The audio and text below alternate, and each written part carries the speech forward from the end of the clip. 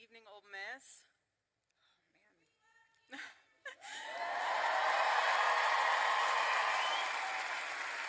Love you guys, too. Oh, it's hard not to cry after watching that. I haven't seen that portion of him saying that video since that day happened. But Charlie, when he came onto campus, he loved to immerse himself in the culture of the campus that he was in. And so, from word on the street, you guys have a chant out there. I hear it's a good one. It's hotty toddy.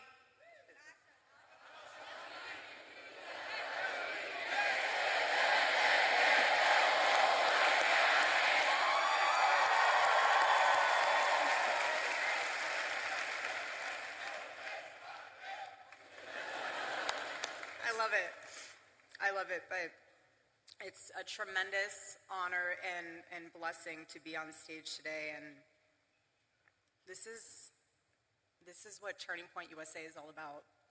This is what the future of our country is all about, and I want to thank you all also on a personal level for all of your prayers and all of your support, not only for our family, but for the Turning Point USA family, which includes all of you, especially those that are students, a part of the Turning Point USA chapter at Ole Miss. So I love you guys, truly. This whole, you guys have no idea how helpful it is to have all of you in my life, because you help me feel even more deeply connected to my husband. And I thank you for that. I thank all of you for that.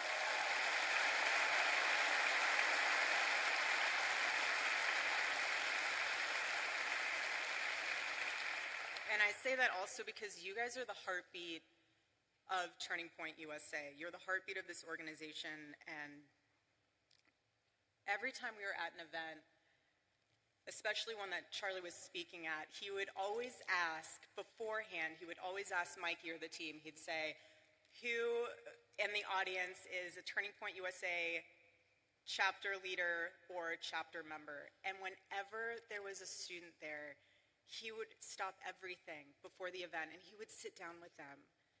He would ask you what your name is, what you're studying, what is the issues that are going on campus. He would take the time to make sure that you guys knew he was investing into you, into your chapter, into your school, because that was a pulse point for him. And being on campus right now for me is a spiritual reclaiming of territory. And let me explain that, because there is a lot of symbolism in today. It's Wednesday, 7 weeks. And the more that I am coming to grips with the permanency of this nightmare, the more that I'm starting to realize and witness that the enemy, he doesn't want you. He wants your territory. He wants your influence. And when our team asked my dear friend, Vice President J.D. Vance, to speak today, I really prayed on it, because obviously it's a very emotional day, but I could just hear Charlie in my heart. I could just hear him say, go reclaim that territory, babe. Go. The battle's already won. God's love conquers. And that's why I'm here today. I'm here because this moment, it can either be your breaking point or your wake-up call, essentially your turning point, if you will. And at this moment, every single one of us has a choice to make, whether we stand for freedom or we're just going to fall for everything else. But I want to encourage you, especially the students here, find your voice. You are the courageous generation. That's what you are. All of you. Gen Z, you are the courageous generation. Hear me when I say that. My husband believed that to his core. That's why he went on campuses. That's why he was trying to reach you. You are the courageous generation. Own it. Make him proud. And students beyond Ole Miss, if you are pursuing a chapter on your campus, harness this amazing opportunity to advocate for something that you truly believe in. And express it in the most articulate way of what exactly you're advocating for. You're advocating for America, you're advocating for freedom of speech. Because our chapters on high school campuses, I love it. Charlie was so excited when he named the programs for high schools. He said, we're gonna name it Club America. Because he goes, who could hate that name? It's the perfect name, Club America, and he loved it. Who could be against it? And I want you to know that if you are trying to start a chapter, I'm with you, we're with you, Charlie's with you. You have an arsenal of Turning Point USA staff members that are with you. But I also, what I've been able to sit back and witness is the leaders that have stepped up to ensure that chapters can happen. For example, I don't know if you guys saw what happened earlier this week with Governor Ron DeSantis, which is amazing. I want to give him a massive shout out because he said, we're announcing a partnership with Turning Point USA. We want to make sure that all high schools in Florida, anybody in a high school that wants to start a Club America chapter will be able to do that. There will be no impediments to that, and certainly no discrimination. That's amazing.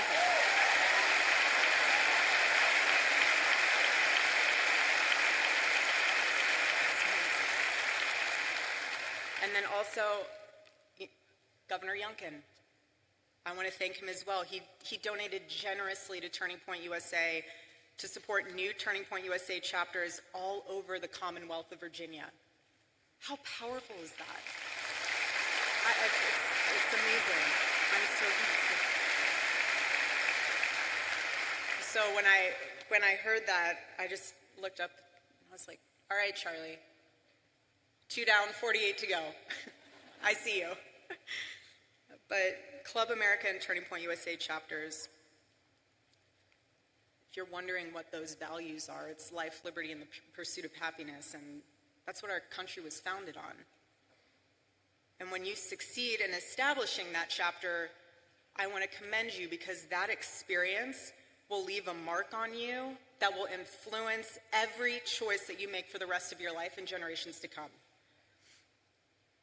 Earn your voice. Charlie loved the word earn. Earn your voice. This is about your legacy. Each one of you in this room, everyone watching, when you earn your voice and you stand up for what is right, that is a part of your legacy, your family's legacy, just as much as it is part of Charlie's legacy. Don't forget that. Don't ever forget that. Because if there's one thing I've learned, especially being with Charlie for the past 7 years, it's that the hope we're looking for is not found in Washington. It's not found in media. It's right here. All of you. This is the hope. And he saw that. He saw that. It's in stadiums like this. Charlie had a visual in his head. He loved the on-campus events, but for the night events, he would send Tyler pictures and the team pictures of, I want our chapter events to look like this. And he sent a picture of one of the largest college football stadiums in the country, packed. That was his vision. And that's what makes all of this so powerful, because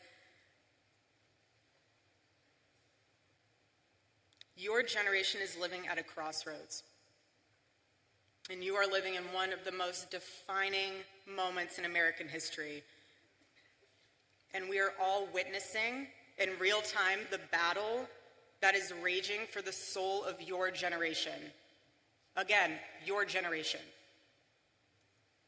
This is far more than political. And you will hear the world and the culture, for that matter, pressure you and say, go with the flow, don't ruffle feathers, don't say that, you might offend someone.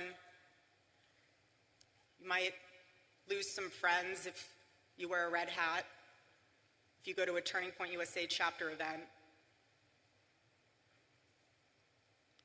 But when I hear that, I need to be so blunt and honest with you now, because before, when I heard it, I said, okay. Now when I hear that,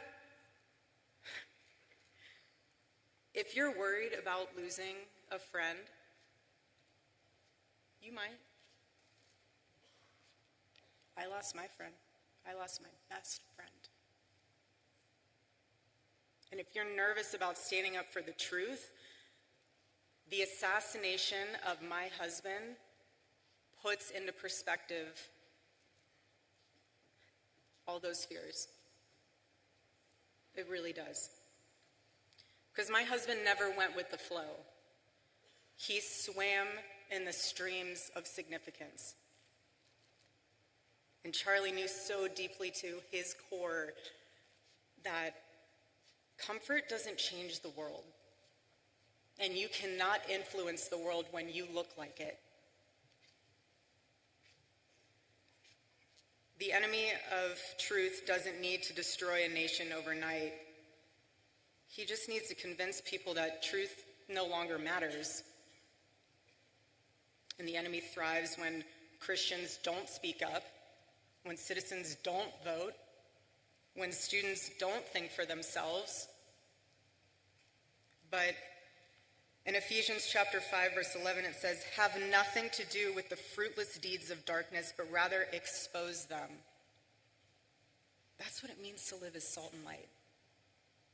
To bring flavor to a world gone bland, and clarity to a world that lost its way and it's lost in confusion, because Christians are called to go into the public space to correct error with truth, and that's what my husband did.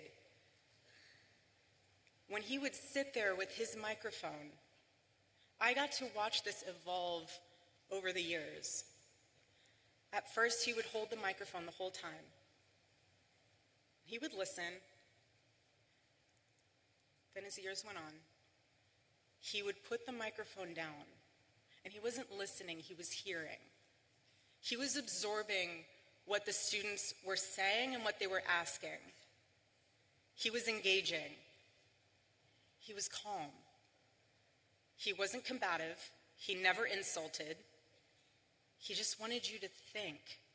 Again, like I said, he never told you what to say. He just wanted to challenge you so that what your convictions were, you actually understood why you had them, rather than they being talking points because your professor told you so or your friend told you so. He wanted the best of you because he demanded the best of himself. And Charlie would say this all the time: your rights don't come from the government, they come from God. And he knew what every founding father knew, and nearly almost every university has forgotten, that you cannot have freedom without virtue, and you cannot have virtue without God. And that's what makes this nation so different. That's what makes it worth defending as a courageous generation. And another thing that Charlie used to say all the time is that it does not take skill to be courageous. It takes a choice to be courageous. And now's the time to make that choice. Either you sit on the sidelines. I mean, I don't know what else can wake you up. I really don't know what else could stir that fire within you to get involved or to use your voice or to make a difference. If you're looking for another sign, I have no idea what to tell you. I just want to encourage you, though, that yes, this is about America, and yes, my husband would say saving Western civilization. That's true on both fronts. But deeper than that, this is about your soul, because the fight for freedom starts within, inside of each and every one of you. So again, please stand firm against the wickedness of the devil and the schemes of man. Be alert, because his tactics are so clever. What he'll do is he will find one thing. He will find fear, he'll find disappointment, he will find one thing, and he will wedge it in between you and the Lord, and he will make it grow. He will make it grow so much that you lose sight.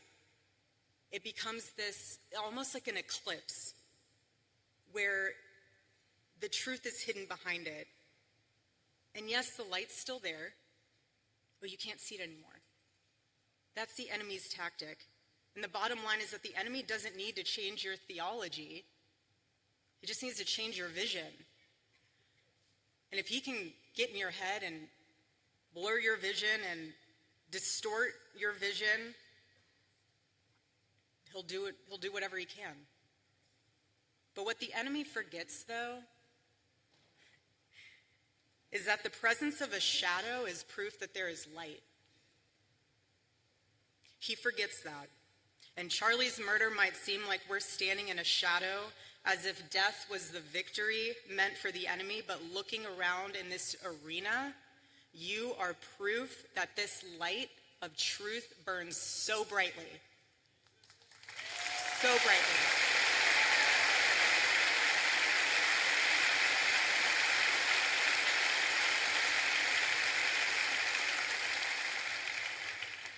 The Lord is calling you to rise.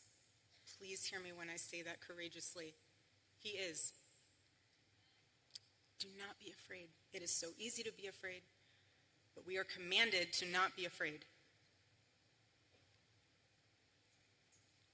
And when you take that stand, it will encourage and inspire someone else to do the same. Whether that is someone in your circle, whether that's a family member, whether that's someone you never even met before because they saw you posting something on social media. You can't change a nation if you're enslaved to fear. And you can't call out corruption if you're still chained to comfort. And you can't stand for truth if you first do not kneel before the Lord.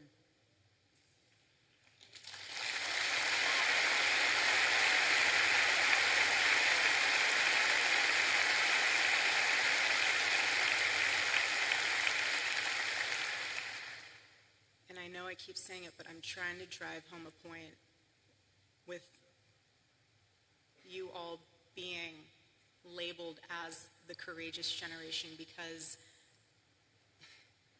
this generation will decide if America remembers who she is or if she'll forget. And I believe with all my heart that God placed you here and now at Ole Miss, not by accident, but by assignment. There is no mistake that you are here in this stadium and arena today. No mistake. God doesn't make mistakes. He doesn't make mistakes. And when being on this campus, I think of 18-year-old Charlie, who would always say, you know, when I started this, I had no money, no connections, and I had no idea what I was doing. But what he did know what he was doing is that he was obeying the Lord. He was obeying what the Lord had placed inside of his heart to fight for. He did.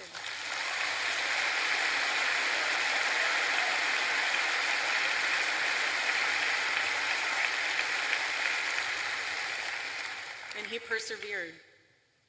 He persevered, and look what he left us. Look what he left us with. He didn't leave us empty-handed. He built a machine, and all of you are a part of that.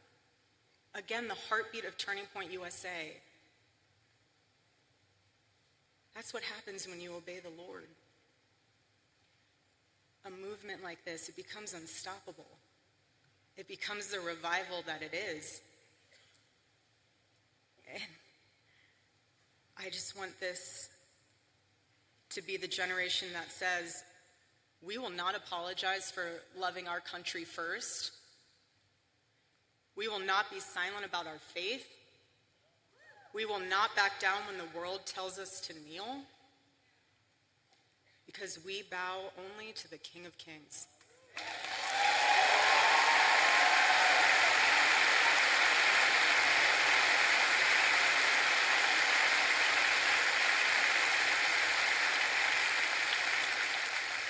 And it's from him that we rise. I personally still believe in America. I still believe in her founding. I still believe in her future.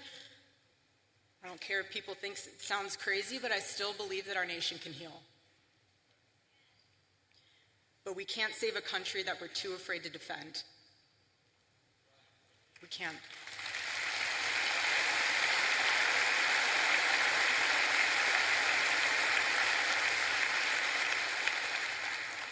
On a more personal note, when we first moved into our home, inside of our bedroom, I had on the side wall, when you walk in, it was above the bookshelves, it says, on two framed pieces of paper, it says, "They will be known by the boldness of their faith."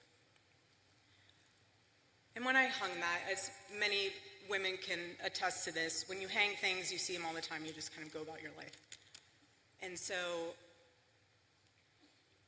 being in the position that I am now, it took me a while to even just make it back into our bedroom. I used to sprint from the opening door into the bathroom and sprint out. I was not ready to walk into our bedroom yet. And when I was finally able to sleep in our bed for the first time, I slept on his side of the bed. And I noticed, because he had to sleep a certain way on his side, facing the outside of the bed, because he had a bad back. I'm sure most of you didn't know that, but he had a really bad back. Anyways, so it's also why he wore compression socks too. I know a lot of people are like, why do you wear compression socks? Circulation. Anyways, so he would sleep that direction, and so I found myself sleeping that direction as well. And when I woke up, for the past several nights that I've been able to be in there, I saw that the first thing I'd see is that on the wall, "They will be known by the boldness of their faith." And I thought to myself, he saw that every single morning he woke up. I didn't, because I'm on the other side of the bed, so I'm facing the window. But he saw that every single morning. And then I thought to myself, because when I go to the office, I will never sit in his office chair. So there's like a couch on the side when you walk in, and I sit on the couch. And on his desk, flanked between the Bible verse of Micah, chapter 6, verse 3, it all kind of came together for me. So he sees us on the wall, and then he sees on his desk these 3 questions that he would ask himself every single day. And it would be, what is something I can do for someone today? The second one was, what is something I can do to add value to the world today? And the third was, how can I honor God today? Those were the 3 questions combined with the words he saw every single morning. So to me, seeing on his desk, that was him suited up with the armor of the Lord every day. That was his combination. And what I'm realizing with that is those were the action points of how to have courage. Because you can ask me, well, how do I become courageous? Ask yourself those 3 questions every single day. And I promise you, you will get courage. You will. Because what death amplifies even more is that you only get one life. Just one. That's it. It's an eternal life. So that's why you have to live like it matters. But I want to remind you that God has created you for greatness. Not for something that's lifeless. Just greatness. And the question isn't how long you're going to live. It's what are you going to do with your life and the time that the Lord has blessed you with? What are you going to do with that? That's the question.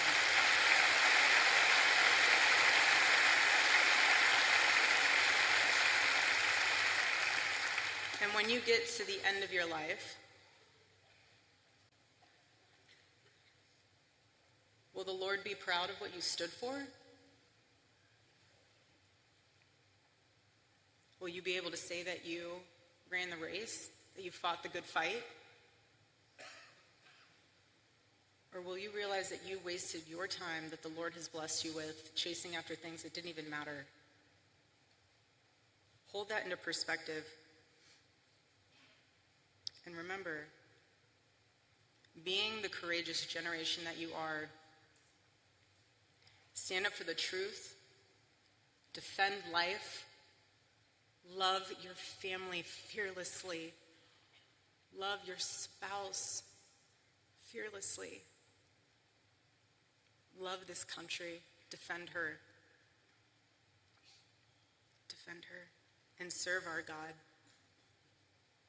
And don't think that it's someone else's role to do it. You do it. You do it. Do it for Charlie. Do it for Charlie.